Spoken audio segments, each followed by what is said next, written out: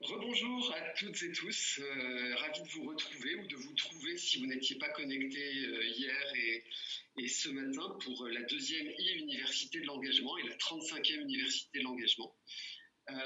J'ai le grand plaisir de vous retrouver en très bonne compagnie, en compagnie d'un homme qui a changé ma vie.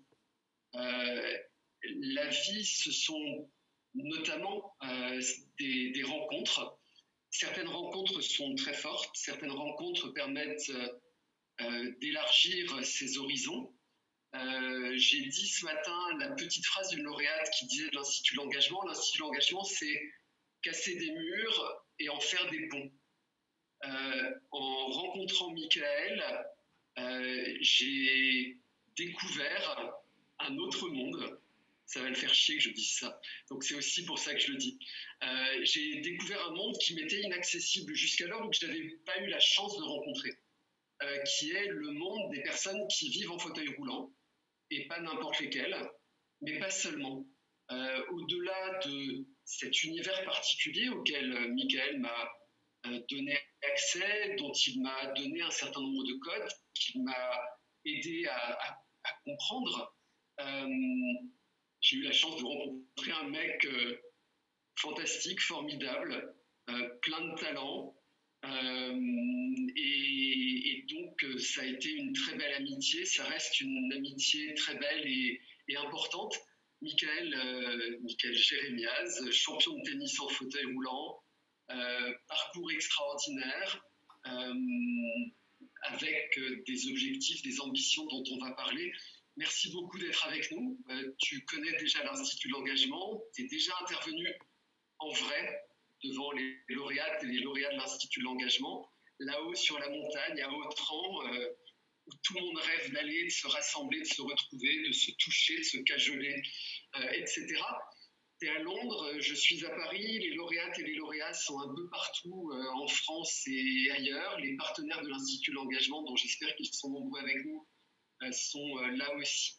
On a fait un cross-post avec ta page d'athlète et peut-être y a-t-il avec nous aussi des personnes qui suivent ton parcours et suivent tous tes projets et tes exploits. Donc bienvenue à toutes et tous. Michael, première partie, une petite trentaine de minutes avec des questions très grossières qui vont être un peu des parties de la conférence que tu vas présenter. Et puis une deuxième partie de 30 minutes également avec les lauréates, les lauréats et puis ceux qui veulent qui vont t'interpeller, te poser des questions. Et j'ai déjà au moins une question d'une lauréate qui m'a écrit en loose day tout à l'heure pour me dire « Je vais être sûr que tu poses ma question à Michael. » Donc Jade, c'est promis, je ne t'oublierai pas. Michael, est-ce que tu es né dans un fauteuil? Non, je suis pas né dans un fauteuil. Alors juste rapidement, salut Marc et bonjour à toutes et à tous.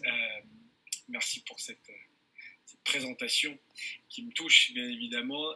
Tu es parti aussi de ces belles rencontres, j'en reparlerai tout à l'heure, parce que c'était un tournant dans ma vie, mais dans ma vie d'homme, mais aussi dans ma vie, dans la vie que j'ai actuellement. C'est-à-dire qu'on en parlait tout à l'heure, la vie du sportif, mais aussi de la reconversion du sportif de haut niveau et tout simplement aussi dans des combats que j'ai aujourd'hui, et je t'en reparlerai, mais tu es évidemment lié. On a vécu quelques très très belles aventures. Donc merci pour tes mots, et ravi de te retrouver là, même si c'est à travers un écran. Donc non, pour répondre à tes questions, je ne suis pas né en fauteuil roulant. Imaginez ma pauvre mère si j'étais né en fauteuil roulant, l'accouchement aurait été extrêmement compliqué et douloureux. Donc non, souvent les enfants me posent ces questions-là dans les écoles. Et donc non, moi je suis né a priori comme la majorité des gens qui naissent, c'est-à-dire en sortant d'un ventre d'une maman et puis voilà, et a priori sans problème particulier. Donc je suis né il y a 38 ans maintenant, et donc je suis né valide. Je sais pas si ça veut dire grand-chose, mais en tout cas, voilà, pas en fauteuil roulant, pas paraplégique comme je suis aujourd'hui.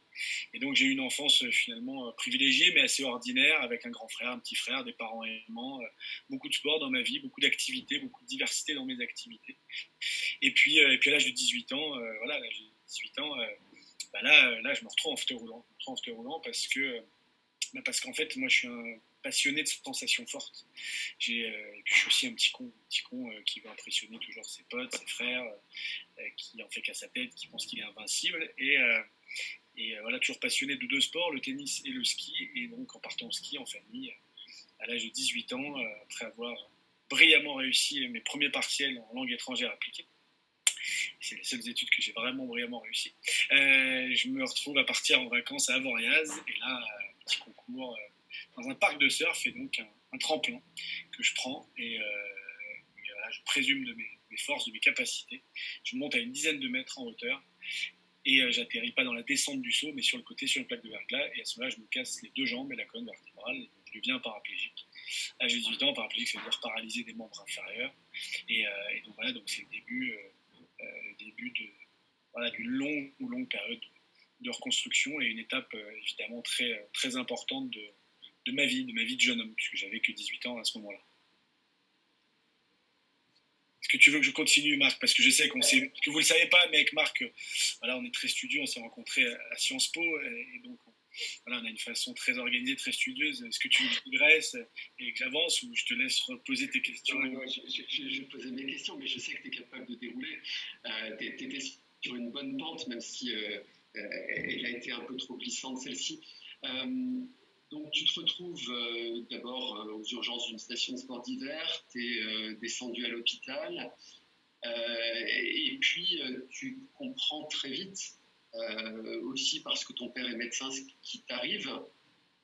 Tu rassures de façon assez incroyable tes proches, mais n'empêche que les premiers jours, les premières semaines, les premiers mois, c'est quand même l'enfer. Et l'enfer avec des inquiétudes sur qui tu es fondamentalement, sur ce que tu pourras être, sur la vie que tu pourras avoir avec les autres, sur ta sexualité, sur plein de choses. Donc, comment ça se passe, cet après-accident? J'ai 18 ans, un accident, c'est définition assez brutale.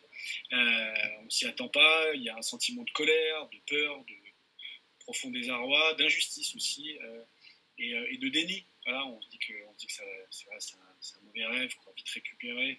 Sauf qu'en fait, il y a 4 jours en soins intensifs, il y a une opération qui dure, deux opérations qui durent une dizaine d'heures après l'accident, puis un rapatriement à Paris. Moi, j'ai été hospitalisé en urgence à l'aéroport de Genève, parce que c'est juste à côté de la station de ski d'Avoriaz, là où j'étais en vacances. Puis après, voilà, je passe plusieurs semaines à l'hôpital à Paris, le temps d'être stabilisé, on appelle ça la période de stabilisation, avant d'être transféré en centre de rééducation. Et c'est une période où en fait je suis extrêmement bien entouré, j'ai mes parents, mes frères, j'ai des visites incessantes toute la journée, donc il n'y a pas le temps vraiment de s'habituer sur mon sort, sauf que ça c'est valable la journée, mais le soir, seconde où notamment mon grand frère te dit au revoir et à demain, là vous êtes seul.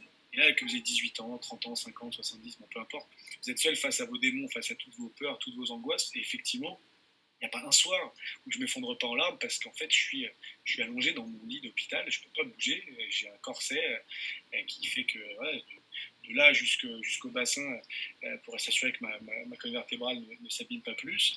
Vous perdez toute votre autonomie, l'autonomie qu'on apprend à un enfant, que vous avez appris, pour certains il y a plus longtemps que d'autres, mais pour les Lora il y a, je sais pas, 16, 18, 20 ans, en fait c'est une autonomie qu'on apprend progressivement. Et puis voilà, moi j'ai un petit garçon qui a 4 ans, aujourd'hui il est autonome sur plein de choses. Moi quand j'ai eu un accident, j'ai pas l'autonomie qu'il a sur un certain nombre de choses. Moi à ce moment-là, je ne me lave pas tout seul, je vais pas aux toilettes tout seul, je ne m'habille pas tout seul, je ne me rase pas, je me brosse même pas les dents tout seul au tout début. Je perds 20 kilos, je suis complètement alité, donc oui, j'ai des gens qui s'occupent de moi, et donc ça c'est extrêmement compliqué. Et puis il y a la peur parce que je sais pas du tout ce que c'est la vie d'un mec en fauteuil roulant. C'est quoi la vie d'un mec en fauteuil roulant il y a 20 ans?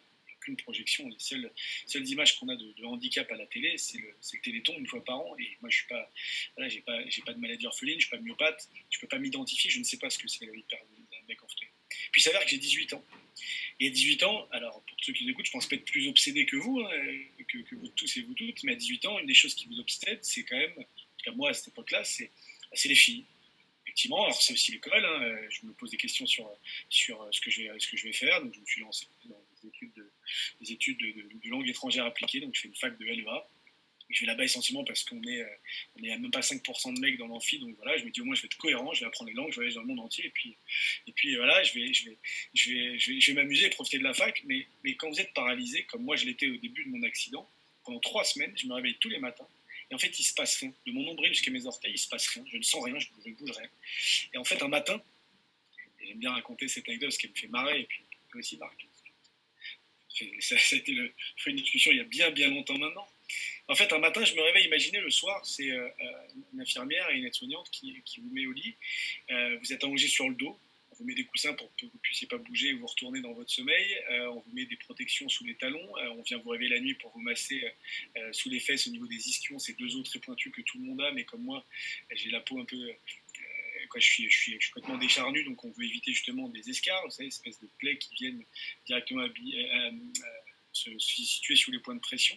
Et en fait, un matin, je me réveille et je suis vachement embêté. Je suis pris d'une espèce d'angoisse, c'est qu'en fait, je vois plus mes pieds. Je vois plus mes pieds parce qu'en fait, je suis allongé sur le dos, mais il y a quelque chose qui obstrue ma vue. C'est-à-dire que normalement, quand vous êtes sur le dos, juste en relevant un tout petit peu la tête, vous voyez vos orteils. Et moi, de manière très curieuse, et j'imagine que vous feriez la même chose, vous dites qu'est-ce qui obstrue ma vue? Donc, il y a un truc comme ça, entre mes pieds et ma tête qui obstrue la vue. Donc, je lève le drap, voilà, curieusement parlant, j'imagine Marc t'aurait fait la même chose, et vous auriez tous fait la même chose. Et là, je vois devant, rassure-moi, tout le monde a un âge suffisant pour que je puisse raconter ce que je raconte, Marc. Je ne sais pas qui nous écoute, Mick, vas-y. Ah, d'accord. Non, mais moi, sur ma page, j'assume, sur votre page, je ne sais pas. Et donc, bref, à ce moment-là, vous savez, quand vous avez 18 ans, et là, je m'adresse aux hommes qui ont 18 ans et qui ont 18 ans actuellement, c'est un moment important, même si plus tard, ça l'est aussi. Et moi, en fait, ça faisait 3 semaines qu'il ne se passait rien sous mon nombril. Et là, ce matin-là, ça peut paraître extrêmement comment dire, superficielle ou superflue, mais une érection. Une érection quand vous avez 1 an, 2 ans, 3 ans et que vous découvrez, je suis témoin de ça avec mon fils, voilà, vous êtes curieux, ne me posez pas toutes ces questions-là à 18 ans. Quand vous avez commencé à découvrir la sexualité vers 15-16 ans, ce qui était mon cas, vous dites, mais en fait, ok, je vais devoir accepter de ne plus pouvoir mettre un pied devant l'autre, de ne plus pouvoir marcher, ça va déjà être très compliqué.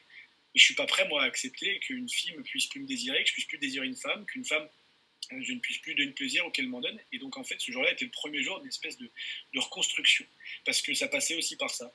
Et donc ça a été un moment très drôle, parce qu'au-delà de voir ce truc-là, et là, évidemment, Tour Eiffel s'est dressé entre ma tête et mes pieds. Vu que c'est mon histoire, je raconte ce que je veux, vous êtes obligé de me croire sur parole. Mais pour le coup, à ce moment-là, moi, j'appelle, vous savez, dans les chambres d'hôpital, on a une petite sonnette pour appeler en cas de problème. Et là, j'ai pas un problème, c'est juste qu'en fait, il se passe quelque chose et je veux être sûr que c'est pas juste un vieux réflexe neurologique, mais qu'il se passe vraiment quelque chose. Effectivement, moi, j'ai eu de la chance, c'est que je suis paraplégique incomplet. Et donc, j'ai récupéré de la mobilité, de la motricité, de la sensibilité. Et donc, aujourd'hui, je peux me mettre debout et j'ai récupéré des fonctions motrices et sensitives jusqu'au genou. Et donc, oui, ça change ma vie. Ça change ma vie dans mon rapport à l'autonomie. Ça a changé ma vie dans ma reconstruction. C'est que j'ai pu me reconstruire en tant que jeune homme et pas uniquement en tant que patient abîmé par la vie. Et donc, oui, ça a été évidemment, je ne suis pas plus obsédé que vous tous, mais je me suis reconstruit aussi là-dessus. J'ai su que je pouvais plaire. J'ai su que je suis ressorti avec des filles et j'ai reconstruit ma vie autour de ça aussi, c'est-à-dire les loisirs, la fête, ce que un gars de 18 ans a envie de faire. Donc oui, ça a été un moment important qui arrivait assez rapidement, heureusement, mais il n'empêche que les mois en centre d'éducation, même si j'ai vécu des moments extrêmement forts, extrêmement intenses, des moments finalement très drôles aussi, en rencontrant des gens avec des parcours incroyables, ça a été aussi des moments extrêmement durs, parce qu'on n'accepte pas du jour au lendemain qu'on est handicapé, qu'on appartient à une minorité qui s'avère être la plus discriminée dans la société dans laquelle on vit, et de devoir faire face à tous ces obstacles. J'ai pas signé pour ça. A priori, la vie, elle se fait debout, en tout cas de ce que j'en connaissais. Et donc, il m'a fallu longtemps, il m'a fallu des mois et des mois, voire même quelques années, pour vraiment accepter le fait de passer le reste de ma vie dans un fauteuil roulant. Première réaction, ok.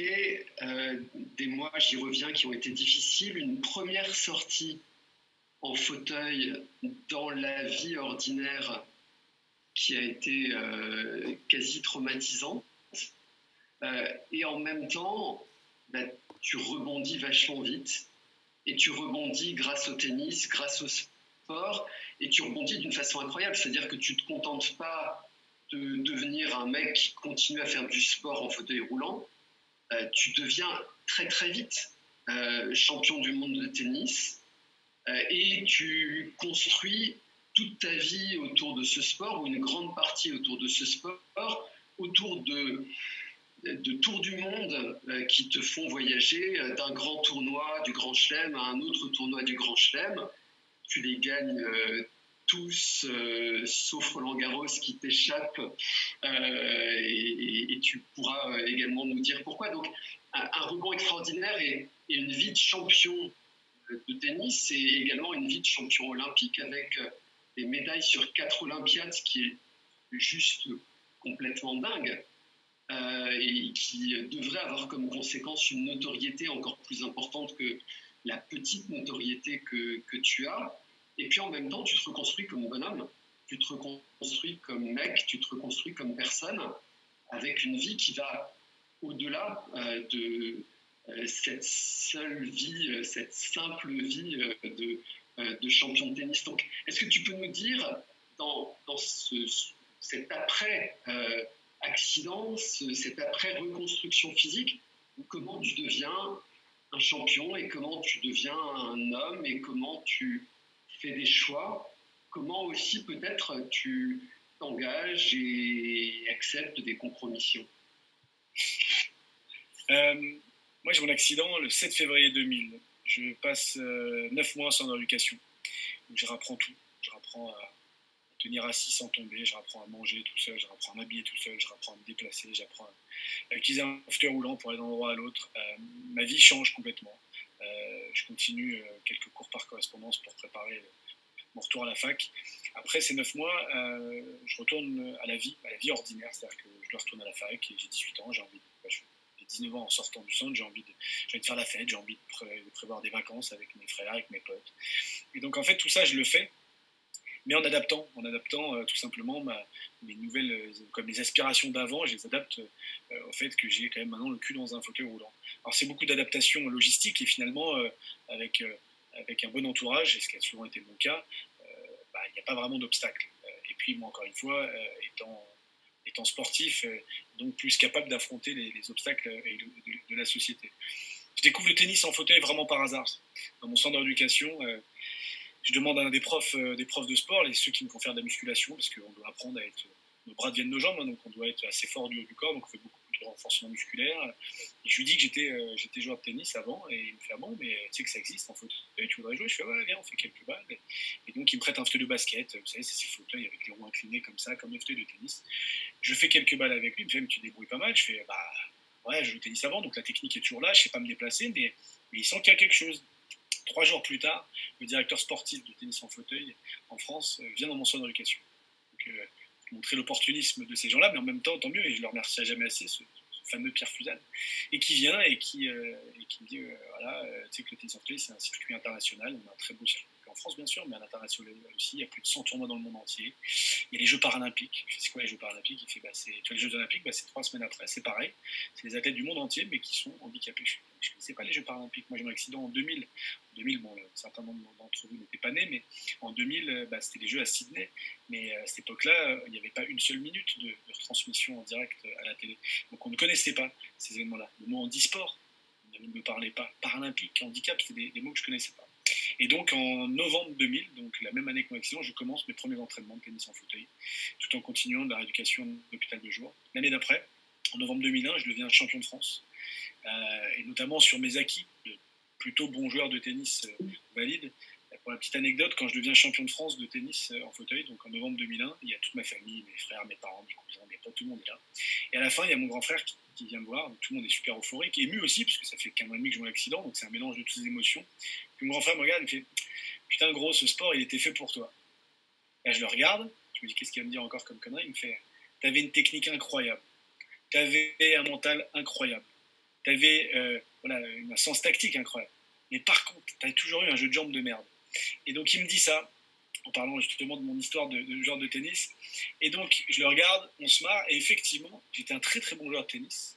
Si j'avais eu le physique de ma technique, c'est-à-dire que si j'avais été aussi bon physiquement que techniquement, ou tactiquement, j'aurais pu être un bien meilleur joueur de tennis. Alors j'étais pas mauvais, hein, j'étais seconde série, mais ce qui fait que la transition sur tennis en fauteuil est assez rapide, parce que la technique je l'avais, l'envie vraiment d'apprendre, de travailler dur, je l'ai eu. Moi j'ai énormément bossé, j'étais pas forcément le plus doué sur le circuit, même quand j'étais numéro mondial, mais par contre j'étais de loin un de ceux qui bossaient le plus, notamment physiquement. Et parce que moi le fauteuil, je l'ai jamais vu comme un ennemi. comme une espèce d'objet pesant, froid, impersonnel. J'ai vu comme un allié qui allait me permettre de me déplacer, de sortir de cet environnement médicalisé, protégé dans lequel j'ai évolué.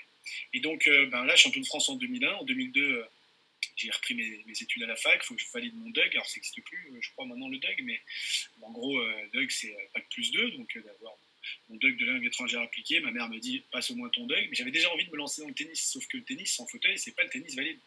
Vous êtes numéro mondial, vous n'êtes pas multimillionnaire, et en vous disant que le jour où vous arrêtez, vous allez uniquement être rentier de ce que vous avez gagné pendant votre carrière. À cette époque-là, il n'y a pas de sportifs handicapés en France, professionnels, c'est-à-dire qui gagnent leur vie grâce à leurs revenus de leur sport, c'est-à-dire les gains en tournoi et le sponsoring. Et donc moi, en 2004, je participe à mes premiers Jeux à Athènes, et donc aux Jeux paralympiques. Et j'ai ma première médaille de bronze en simple et médaille d'argent en double. C'est un moment magique, encore une fois, très bien entouré, tous mes proches sont là, beaucoup d'émotions, ce que le sport est capable de procurer.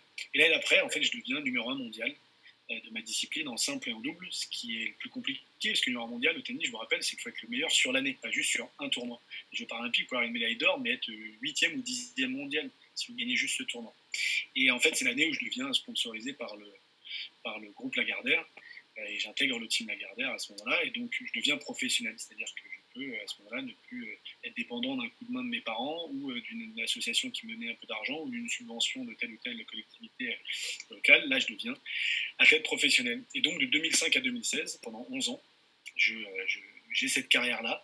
Alors c'est une carrière qui est en dents de scie parce qu'il y a des blessures, parce qu'il y a des interrogations, parce qu'on pense à l'avenir, parce qu'il y a des moments aussi de lassitude, parce qu'on nous apprend beaucoup à rebondir après un échec ou après un accident de la vie, mais on ne nous apprend pas à rebondir après un succès.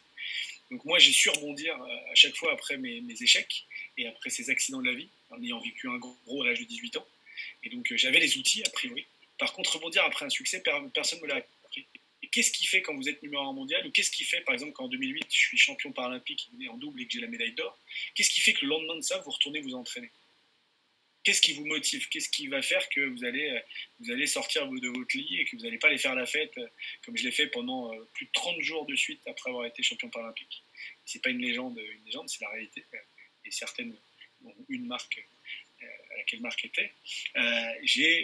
En fait, tous les jours, il n'y avait rien qui me motivait à faire autre chose que célébrer la fierté d'avoir atteint le Graal suprême, d'être sur le toit du monde. Et donc après, à force de travail, j'ai trouvé ce qui me motivait, au-delà d'écrire l'histoire de mon sport, c'est qu'en fait, c'était aussi mon métier. Et que mon métier, on ne s'arrête pas après avoir remporté un contrat particulier dans la boîte dans laquelle vous bossez ou avoir atteint les objectifs que vous avez fixés ou que vous vous êtes fixés. Je me disais que j'avais le droit, moi, de rêver à encore autre chose, à d'autres médailles, à d'autres titres, et aussi tout simplement à d'autres émotions que le sport peut procurer. Donc moi, le sport, ça a été un formidable outil dans ma reconstruction d'abord en tant qu'homme, c'est-à-dire découvrir mon nouveau corps et ses nouvelles capacités. Ça m'a permis de créer du lien social et pas uniquement avec un entourage dans Paris ou en Ile-de-France, mais dans le monde entier. Moi, j'ai découvert des cultures à travers le monde, des parcours de vie extrêmement inspirants, de gens qui ont vécu, comme moi ou pas d'ailleurs, des accidents de vie. Et donc ça a été extrêmement fort. Ça a été aussi l'occasion un peu de prendre du recul, notamment à travers ces voyages à travers le monde, de ce qu'était ma vie finalement, de ce qu'était mon existence. Et c'est ce qui fait que en 2008, quand je participe aux Jeux de Pékin, quelques mois avant, je suis blessé. 6 mois avant, j'ai une blessure qui risque de me faire de me disqualifier pour les Jeux, de m'empêcher d'y aller.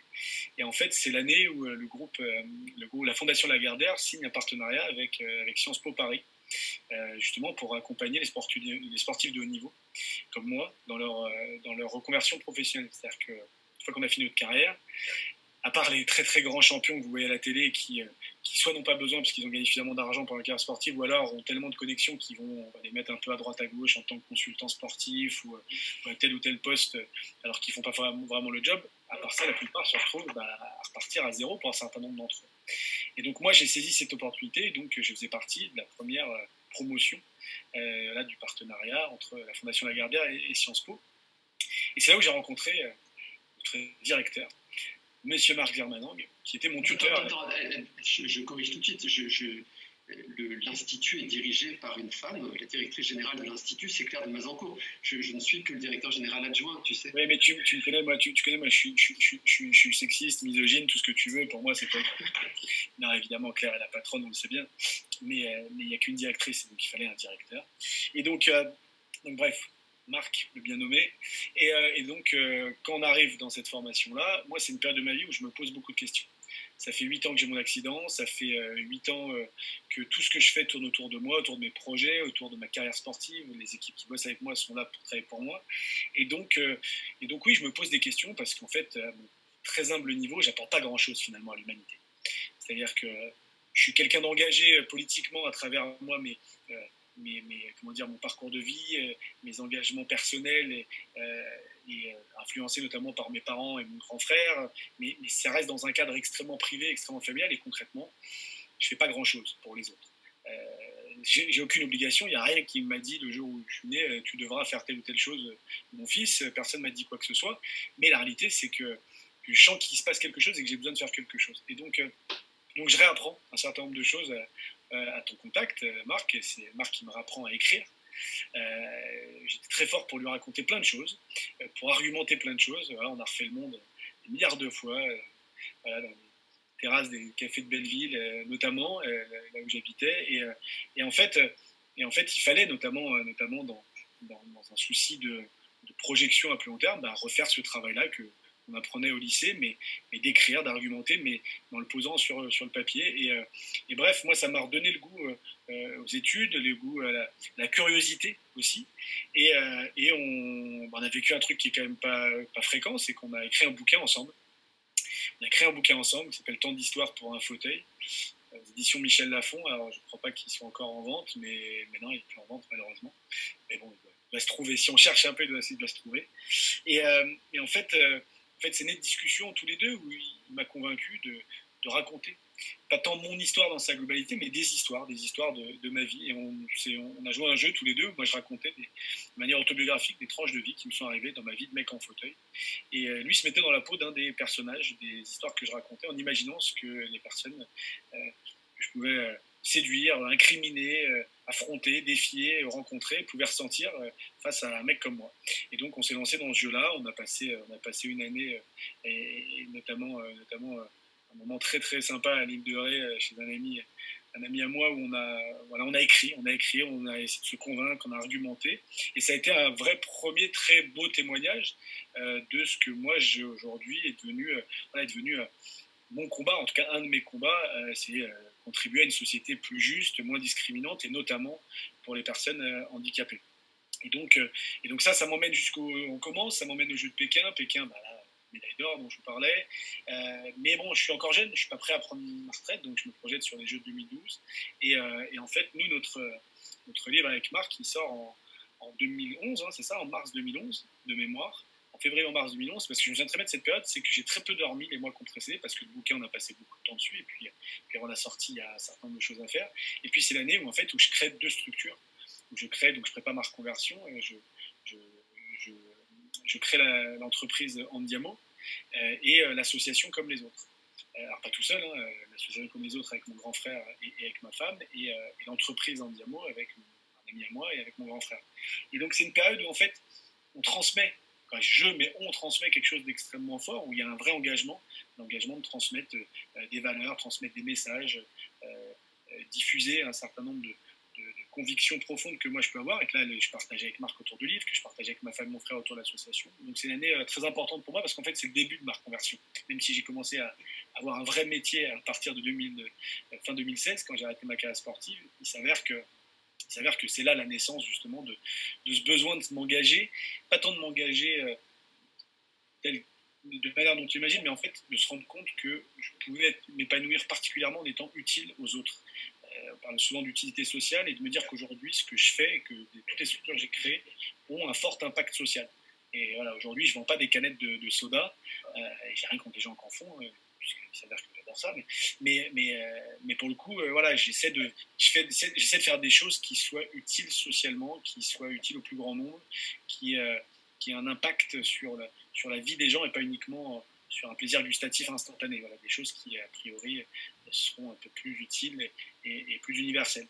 Et donc voilà, donc ça m'a emmené jusqu'en 2016, où j'ai été aux Jeux de Rio, où j'ai eu aucune médaille. Lamentablement, je suis reparti de mes derniers Jeux sans aucune médaille, mais par contre, j'ai eu la grande fierté d'être porte-drapeau de l'équipe de France, de Teddy Riner, qui, autour des Jeux, me donnait le drapeau, me remettait le drapeau de l'équipe de France sur le parvis de l'Élysée avec François Hollande, qui était président à l'époque. Et donc, ça a été une aventure extraordinaire. C'était une reconnaissance profonde de mon parcours sportif, bien sûr, mais surtout de mon parcours d'homme engagé et de ma capacité à emmener derrière moi un certain nombre de personnes, les athlètes notamment, de ce rôle un peu de grand frère. Donc, une carrière, évidemment, je suis fier, mais surtout de tout ce qu'elle m'a permis de faire aujourd'hui. Et juste pour terminer là-dessus, c'est aussi c'est dans le cadre de ce parcours de vie où j'ai rencontré ma femme, qui était kiné pour l'équipe d'Angleterre. Donc, elle travaillait pour l'ennemi. Donc, je me suis dit qu'en couchant avec l'ennemi, ça ferait peut-être qu'elle travaille donc plus pour l'ennemi. Bon, bref, c'est donc devenu ma femme. Et aujourd'hui, je fête les 8 ans de mariage avec Caroline. Et on a eu un petit garçon qui s'appelle Milo, qui est né il y a 4 ans. Bah, quitte à vous raconter ma vie, je vous raconte toute ma vie. Et voilà. C'est celle qui était marrante. C'est-à-dire 8 ans de mariage. Elle m'en parle pas. Elle y est pour rien, c'est moi. Je suis en burn-out d'inactivité. Je ne sais pas si ça existe, en burn-out d'inactivité. Michael, je vais outer que tu prépares un Ironman, donc ne me fais pas croire un truc pareil. Mais justement, là, il y a une fatigue psychologique. Tu sais, les hyperactifs comme moi, quand ils deviennent, je sais pas comment on dit, hyperactifs, ou en tout cas qui sont plus du tout actifs, hypoactifs. Merci. Tu vois, c'est pareil, faut que je revienne travailler avec toi, Marc. Je t'ai dit, ces 3 ans-là m'ont aidé, mais après, j'ai complètement arrêté. Puis en plus, maintenant, vivre à Londres, j'en ai perdu mon français. Mais oui, j'ai besoin de me ressentir utile, justement, même si j'ai pas compris. Michael, en 1 minute, et puis après, on va passer aux questions des lauréats. Et j'utilise volontairement cette phrase « I have a dream » dans un contexte particulier. Ton rêve à toi aujourd'hui, ou tes rêves à toi aujourd'hui, c'est quoi? Mais comme tout le monde, j'ai des rêves extrêmement personnels et égocentré, donc ça on s'en fout un petit peu, je ne vais pas vous raconter moi mes rêves personnels et les choses que j'ai envie de faire pour moi, mais de manière plus globale, dans le souci d'être impactant socialement et d'être utile surtout socialement, moi je rêve tout simplement d'une société égalitaire, une société équitable, une société où on a les mêmes droits. Il s'avère que c'est cette minorité à laquelle j'appartiens qui attire qui concentre tous mes engagements et toute ma force. Aujourd'hui, il faut savoir quand même qu'il y a 10 à 12 millions de personnes handicapées dans notre société. Évidemment, ils ne sont pas tous en fauteuil roulant. Vous avez 85% de handicaps qui sont invisibles. On est la minorité la plus discriminée pour la 3e année consécutive. On a 2 fois plus de chances d'être au chômage. On est discriminé à l'accès à la santé, l'accès au logement, l'accès évidemment à l'emploi, l'accès à la culture, au loisir. Aujourd'hui, on est en France, on est dans une démocratie en 2020, et c'est évidemment inacceptable.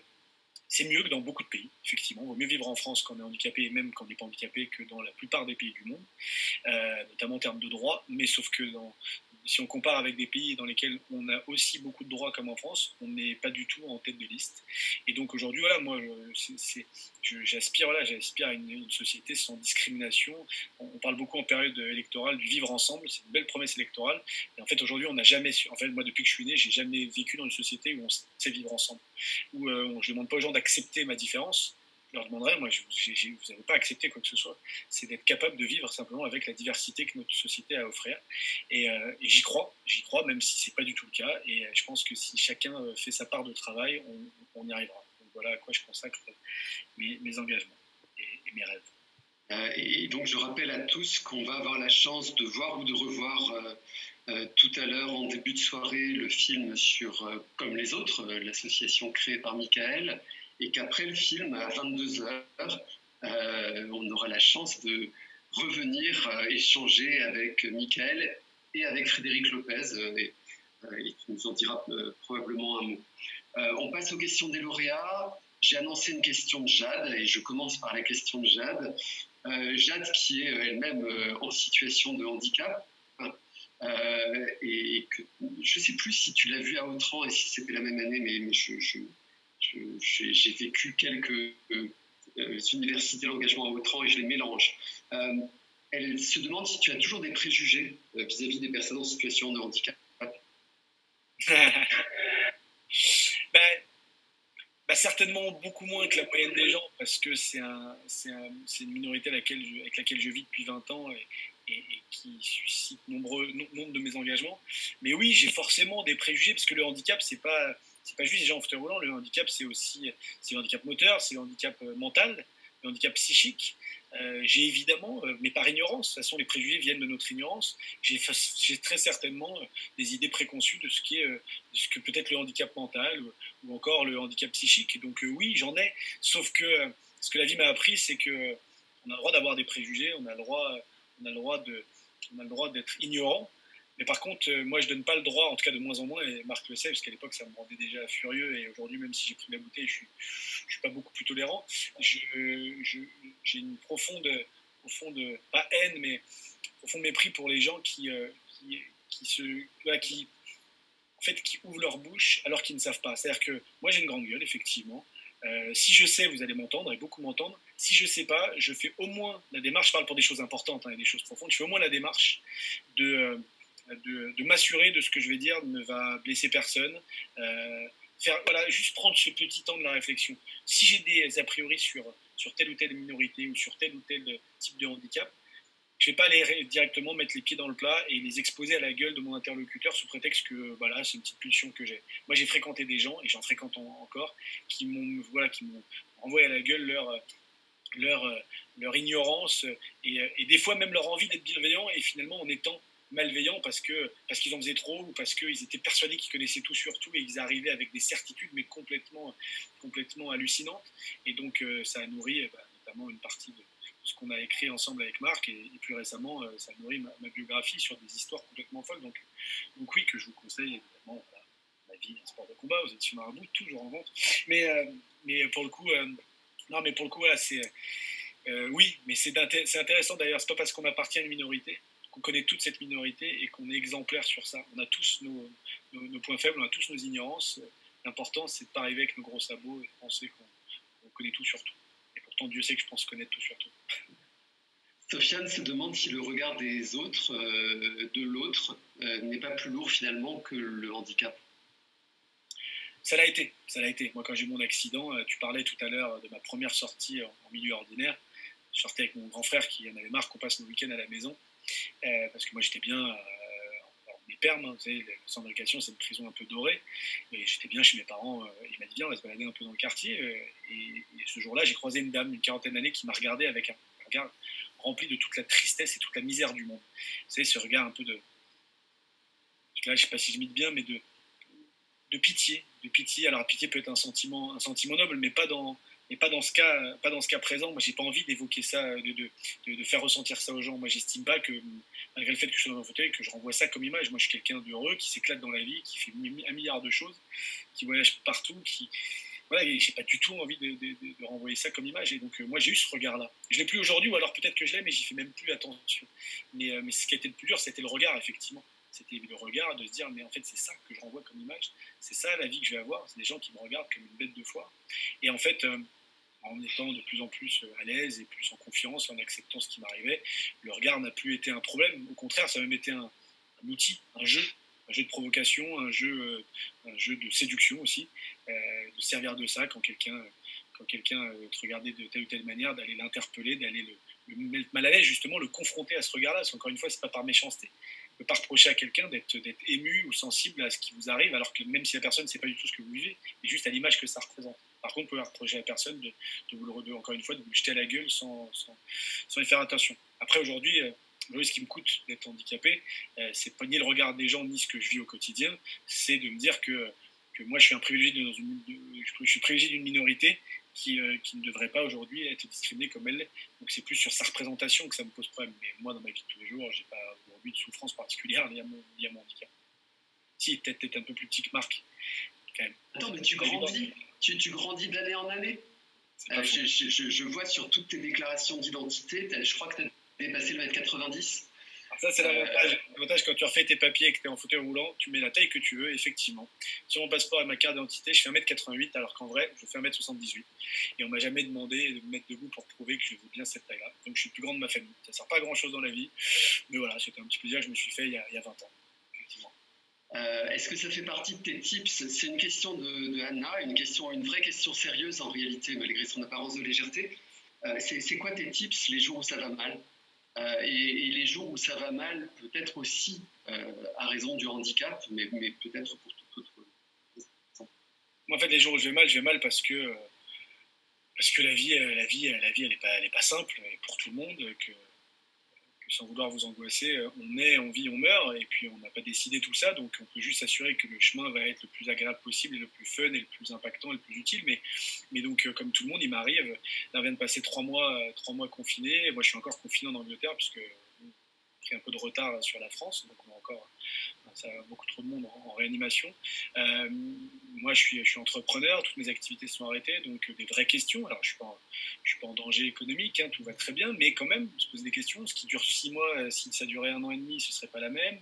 Et puis se poser aussi des questions existentielles, la vie qu'on a en tant qu'individu, la vie qu'on a en tant que mari, la vie qu'on a en tant que papa, la vie qu'on a en tant que chef d'entreprise, la vie qu'on a en tant que fils, frère, pote. Et donc, en fait, moi, le seul conseil que je peux donner, et c'est ce que je fais, c'est qu'en fait, à chaque fois qu'il m'arrive des choses qui sont sur le papier un peu inquiétantes, ou qui peuvent potentiellement, à moi ou à mes proches, hein, très proches, notamment à la femme et mon fils, c'est de prendre un petit peu de recul. C'est-à-dire que c'est très démagogique, hein, ce que je vais vous dire, mais sauf que dans ma bouche, ça ne l'est pas une seule seconde. Pourquoi? C'est que la réalité, c'est que moi, aujourd'hui, je suis un putain de privilégié. C'est-à-dire que si je décide de me positionner en tant que citoyen du monde, et ben sans aucune démagogie, et c'est une réalité, c'est quand même important de se le dire, pas tous les matins, parce que là, pour le coup, ce serait démagogue, mais de temps en temps, moi j'ai un toit, et sans aucune peur, une seule seconde, de me dire que ce toit, je ne l'aurai pas. Je mange quand je veux, ce que je veux, en quantité et en qualité suffisante, même si je suis au régime souvent parce qu'il faut que je fasse gaffe. Je suis libre, je suis quelqu'un de libre. Je suis libre de travailler, je suis libre de ne pas travailler si j'ai pas envie de travailler. Je suis libre de me déplacer, hors Covid et problèmes dans le monde entier, mais en fait je suis quelqu'un de très libre, quelqu'un finalement qui a la liberté de choisir un certain nombre de choses. Et donc quand à un moment je me retrouve à être frustré parce que je ne peux pas faire telle ou telle chose, comme depuis plusieurs mois, on est tous frustrés de ne pas être libre de faire un certain nombre de choses. Quand je suis anxieux de ne pas pouvoir ou de ne pas avoir réussi à faire telle ou telle chose, sans me positionner en tant que citoyen du monde, mais même en réduisant, citoyen français. Moi je suis résident londonien, citoyen français. Et en prenant tous ces critères-là, les critères finalement critères de liberté et de bonheur, est-ce que c'est vraiment raisonnable? Est-ce que c'est vraiment raisonnable que je me bouffe la rate le matin parce que j'ai eu 3 conférences qui ont été annulées, ou parce que tel événement qui est prévu depuis 1 an ne peut pas se faire? Je suis frustré, je suis déçu. Sauf que moi, depuis que j'ai eu mon accident, plus que jamais, ça m'a rappelé que j'avais qu'une seule vie, et que j'avais pas le temps, en fait, que j'avais pas le temps de m'apitoyer sur mon sort. Ça ne veut pas dire qu'il n'y a pas des moments où je suis plus triste que d'autres. Quand je dis triste, c'est pas un état général, mais des moments où je suis frustré. Je ne suis pas 24 heures sur 24 complètement euphorique à faire le con toute la journée, même si globalement c'est plutôt mon mode de vie. Mais la réalité, c'est que ça ne dure pas longtemps. C'est qu'aujourd'hui, quand j'ai des choses qui ne vont pas, ça ne dure pas longtemps, parce que je m'y confonds tout de suite, je les affronte et j'essaie de les remettre dans un contexte bien plus général et qui va bien au-delà de ma petite personne. Alors c'est facile à dire. Moi, c'est sûrement motivé par plein de choses, le fait que j'ai un accident, le fait que j'ai eu ce parcours de vie, l'éducation que j'ai eue, l'environnement dans lequel j'ai grandi. Mais la réalité, c'est que ça fonctionne. Ça fonctionne pour moi, et ça ne coûte rien de faire de temps en temps cet exercice-là. Tu as attrapé la Covid, tu as dû avoir super peur. Je me souviens de ta peur fondamentale du suraccident. C'est toujours présent? C'est toujours là, ou tu as dépassé ta peur? Alors, j'ai pas du tout eu peur quand j'ai eu le Covid, parce que, pour plusieurs raisons. Alors, moi, je suis un grand rationaliste, c'est-à-dire que, à l'époque, hein, quand il y a eu le début du Covid, quand tu as 38 ans, que tu es bien portant, parce qu'on peut être en fauteuil roulant et bien portant, j'ai aucune pathologie, outre le fait que je me déplace en fauteuil roulant, je suis en très bonne santé, et puis il s'avère que je suis encore sportif à mes heures perdues. Et donc pour le coup, j'ai pas eu du tout une peur une seule seconde. Parce que les symptômes que j'ai eus ont été uniquement des symptômes sensoriels ou sensitifs. En gros, j'ai perdu le goût et l'odorat pendant 12 jours. Et donc j'ai pas du tout été, j'ai pas eu de grosse fièvre, et j'ai pas été en détresse respiratoire. Et aussi parce que pour moi, l'enjeu qui faisait peur, qui fait très peur aujourd'hui, c'est qu'il y a des cas de gens de ma génération maintenant qui sont forcément d'antécédents particuliers, peuvent en mourir. Sauf qu'au tout début du Covid, c'était pas le cas. Donc là, on n'a aucune peur de ça. Moi, ma grande peur dont je te parlais à l'époque, et que tu révèles publiquement comme ça alors que je suis quelqu'un de très public. Pas du tout, parce qu'on est tout le temps pareil dans ma vie. Non, moi j'ai peur que d'une chose, et ça n'a pas changé. Quand j'ai peur, ça m'empêche pas de vivre et ça m'empêche pas de dormir, mais c'est la mort. C'est pas ça a été le suraccident, c'est pas une peur. C'est qu'effectivement, quand j'ai dû choisir à la fin de ma carrière de ne pas me lancer dans le ski handisport parce que j'avais des prédispositions, je skie plutôt pas mal, et qu'on m'a dit que je pouvais me lancer, je me suis dit, ouais, mais comme je suis aujourd'hui, paraplégique comme je suis, avec la vie que j'ai, très bien, je suis heureux comme ça. Je ne suis pas certain que si demain je me pétais les 2 bras en faisant du ski, ou si je me pétais pire les cervicales et que je devenais tétra parce que j'ai poussé le vis un peu loin, ce qui malheureusement peut arriver, alors c'est rare mais ça peut arriver, oui, j'avais peur de ça. Non, c'est encore une fois le rapport à la mort, mais le rapport à la mort qui est quelque chose d'assez universel, c'est le fait de ne pas contrôler quelque chose et le côté fini. Voilà. Moi, je suis un amoureux de la vie. Et souvent, les gens qui aiment profondément la vie et les gens heureux ne peuvent pas concevoir une seule seconde que ça puisse s'arrêter.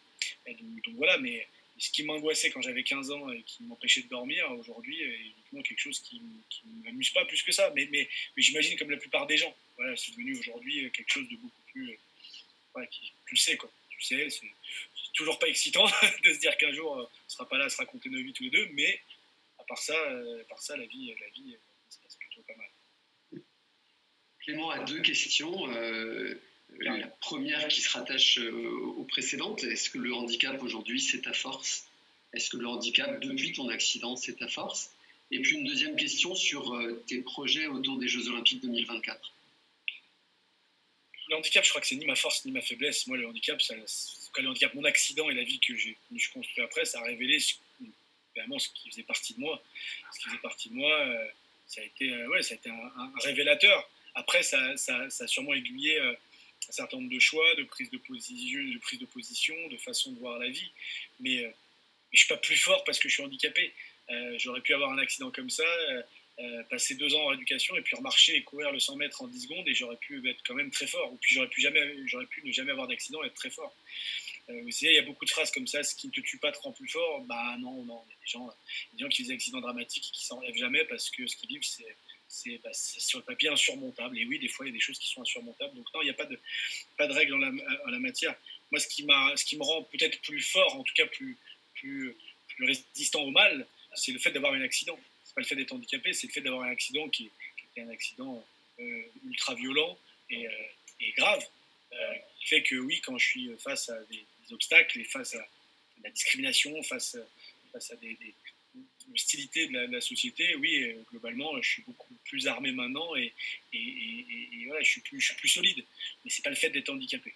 Et sur les Jeux de Paris 2024, je dis bien les Jeux parce que les Jeux ce ne sont pas que les Jeux Olympiques, c'est les Jeux Olympiques et Paralympiques. Moi, je suis membre de la commission des athlètes de Paris 2024. Donc en fait, depuis 2 ans maintenant, on est plus d'une quinzaine d'athlètes olympiques et paralympiques, des athlètes valides et handicapés. On se retrouve tous les quelques mois pour travailler sur toutes les questions qui concernent le parcours de l'athlète français et international dans le cadre des Jeux. Donc ça peut aller de ce que les athlètes vont manger, de est-ce que les athlètes vont s'entraîner, du confort de leur lit, où est-ce qu'on va organiser les célébrations pour les athlètes, où est-ce qu'on va organiser les rencontres avec le public, bon, bref, tout ce qui concerne le parcours athlète. Et puis moi, je faisais déjà partie des athlètes très engagés pendant le comité de candidature, c'est-à-dire avant qu'on obtienne les Jeux en 2017. Et donc aujourd'hui, voilà, je travaille aussi de manière assez proche avec un certain nombre d'équipes au sein de Paris 24 pour que les Jeux ne soient pas uniquement un très très bel événement sportif qui arrive qu'une fois dans une vie, mais que ce soit un événement qui laisse un héritage profond à notre société dans sa globalité et que tout le monde puisse en profiter et que ça permet de contribuer à une société encore une fois, plus inclusive, plus équitable, et notamment pour les personnes handicapées, mais pas que. Question très technique et pointue de Steven, que tu as rencontré en 2016 à Autran, lauréat de l'Institut de l'Engagement, formidable ancien lauréat de l'Institut de l'Engagement. Et Steven qui veut savoir la date de report de la journée olympique 2020. Et il veut savoir si tu y seras. Alors, elle n'est pas reportée, c'est toujours la même date, c'est une date qui ne bouge pas, puisque c'est comme si tu me demandais quand est-ce qu'il y a lieu la journée de l'Europe, vas-y, la journée de l'Europe. Voilà, j'allais justement parler. Voilà. Donc, en gros, ces journées-là, les dates ne changent jamais. Après, en fonction des restrictions sanitaires, elles sont plus ou moins célébrées. Mais il y a des dates comme ça, la journée mondiale du handicap, c'est le 3 décembre, mais peu importe ce qui se passe dans le monde, c'est le 3 décembre. Donc le 23 ou le 24 juin, je crois que c'est 23 juin, comme chaque année, aura lieu la journée mondiale de l'olympisme, dans laquelle maintenant le paralympisme prend sa place, notamment en France. Et où est-ce que je serai, moi? Tu sais, moi je suis à Londres. Pour l'instant, notre cher et tendre Premier ministre Boris Johnson a décidé que si j'allais en France, quand je reviens en Angleterre, je suis obligé de passer 15 jours à domicile, en quarantaine, 14e pour être plus précis. Donc, comme j'ai pas du tout envie, après avoir passé 3 mois chez moi, d'être enfermé 15 jours chez moi, je ne reviendrai pas en France avant un petit bout de temps, tant que cette restriction ne sera pas levée, ce qui j'espère sera le cas dans 2-3 semaines. Question liée toujours au sport et aux Jeux olympiques et paralympiques. Sofiane voudrait savoir si la sous-médiatisation du handisport n'est pas simplement le reflet du rapport ambigu de la société envers le handicap. Si, bien sûr. C'est-à-dire que quand je commence les Jeux paralympiques en 2004, vous avez 15 minutes de retransmission par jour en différé entre minuit et minuit 15 sur une chaîne de France Télévisions. En 2008, on a 1 heure en différé toujours entre minuit et 1h du matin pour un jeu de Pékin. En 2012, après un gros lobbying auprès du service des sports de France Télévisions, on obtient 1 heure de direct. Imaginez 1 heure de direct. Alors que même moment à Londres, pendant les Jeux de Londres, pendant les Jeux paralympiques, sur Channel 4, vous aviez des records d'audience. C'est-à-dire qu'ils faisaient des audiences plus élevées que 3 semaines auparavant la BBC faisait pour les Jeux olympiques. Donc des centaines d'heures de direct. Donc imaginez le fossé. Et en 2016, on a eu 100 heures de direct. C'est-à-dire que pendant toute la période des Jeux paralympiques, on a eu 100 heures de direct. Et en comparaison, France Télévisions faisait 700 heures de direct pour les Jeux olympiques 3 semaines plus tôt. Ce qui veut dire qu'on a été médiatisé 7 fois moins que les Jeux olympiques. Aujourd'hui, vous avez 4500 athlètes paralympiques qui se retrouvent pour les Jeux paralympiques et vous avez un peu plus de 10 000 athlètes olympiques. La réalité, c'est que le sport, si vous ne faites pas de foot, si vous ne faites pas du tennis pendant Roland-Garros, si vous ne faites pas de la Formule 1 le week-end sur Canal+, si vous ne faites pas le championnat de rugby de top 14, vous êtes très peu médiatisé. Ou alors si vous n'êtes pas Teddy Riner ou Martin Fourcade et que vous avez réussi dans vos sports qui étaient des sports confidentiels à emmener un gros média qui vous suit, la réalité c'est que sur les sportifs handicapés ou valides, en fait, on parle très peu de vous.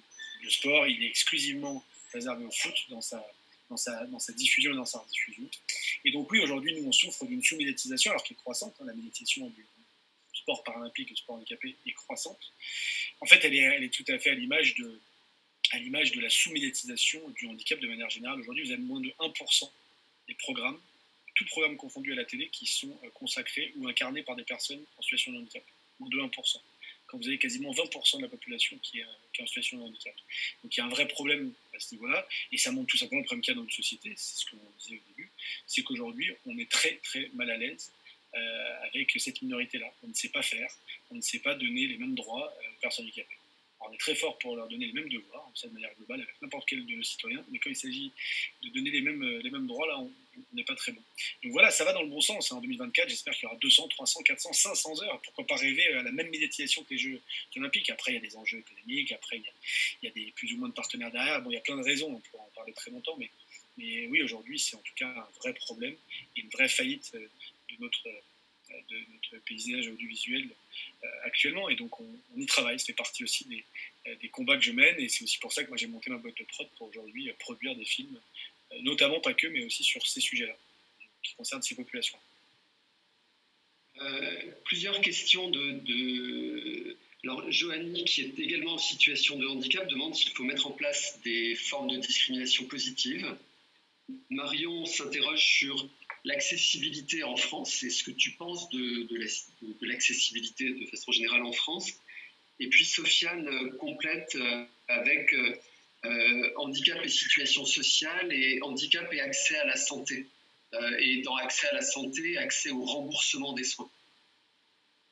Wow, Mick, tu prends des notes en plus. Ça fait bien, on va toujours dire en conférence Zoom, tu prends 2-3 notes, même si tu fais un dessin, les gens ne le voient pas. Mais au moins, ça fait le mec qui écoute ce qu'on lui dit et qui n'est pas juste là, d'accord. Montre-nous ton dessin.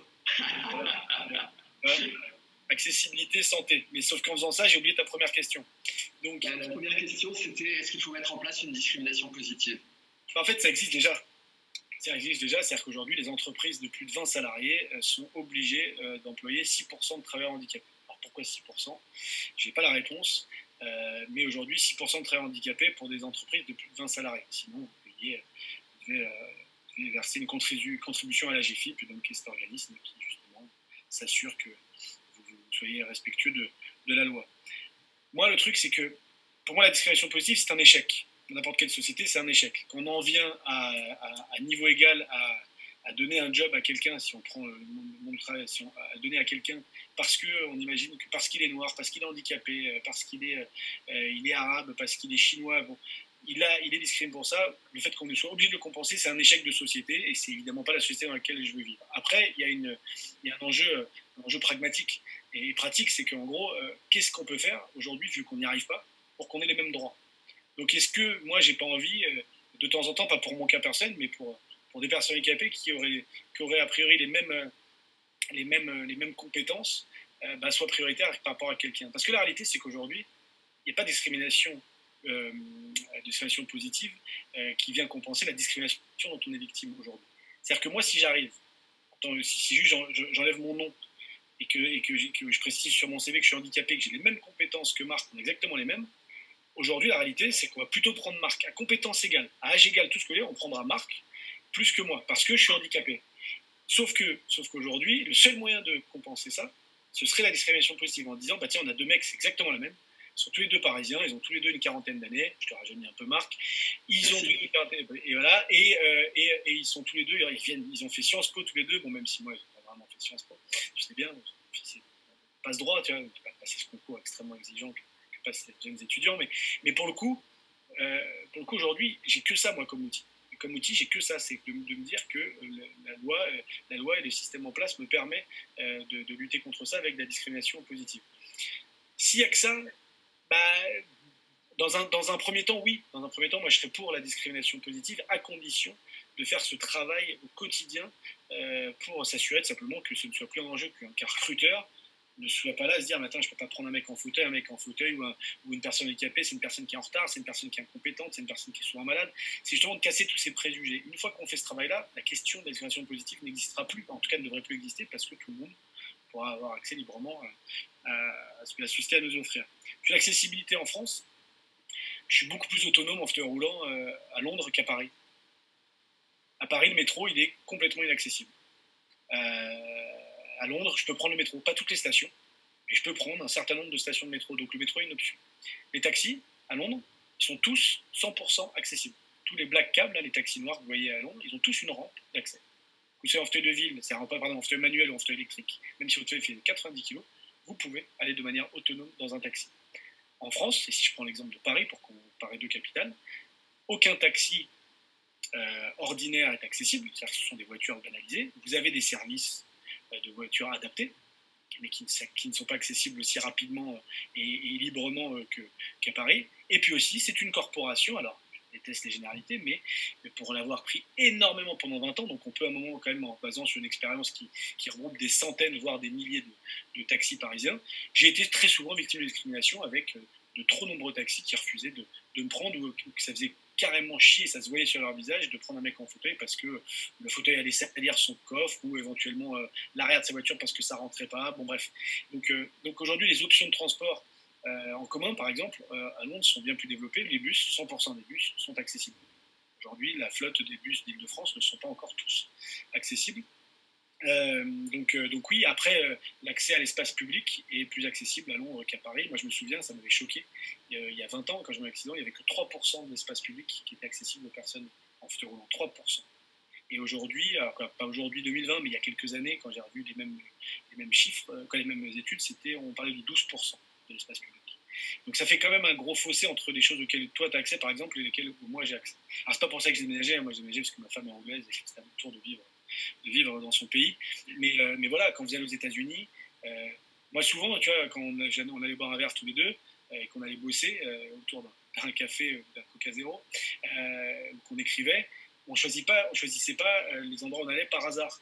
C'est-à-dire que soit c'était près de chez moi parce que, en gros, si j'ai besoin de retourner chez moi, je peux y aller rapidement. Quand vous vous retrouvez à un bar, Marc, non, tous des trucs, non.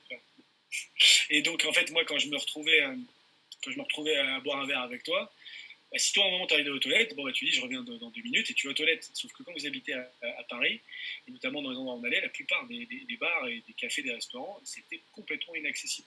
quand vous êtes aux États-Unis, en Australie, vous ne posez jamais la question. Vous allez là où vous avez envie d'aller. Vous n'allez pas là parce que vous savez que le restaurant est de plein pied, parce que vous avez des toilettes au rez-de-chaussée accessibles. En fait, vous êtes beaucoup plus libre. Et aujourd'hui, dans un certain nombre de pays, pas tous, hein, c'est une minorité de pays, il fait mieux vivre qu'en France, oui. Je préfère, je suis beaucoup plus libre en Angleterre, je suis plus libre aux États-Unis, en Australie, au Canada, qu'en France en termes de liberté.